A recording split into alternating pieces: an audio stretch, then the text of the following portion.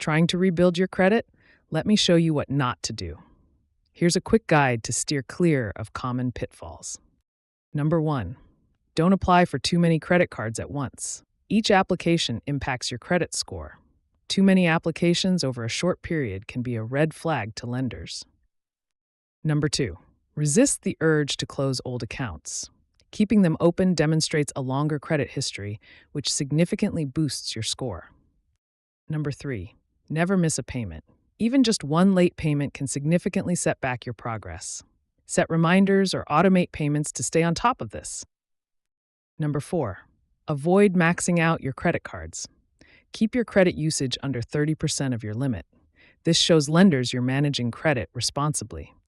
Number 5. Check your credit reports regularly. Errors can happen, and catching them early can prevent unnecessary damage to your credit profile.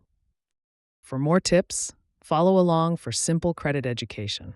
Remember, rebuilding your credit doesn't need to be confusing. Just avoid these traps.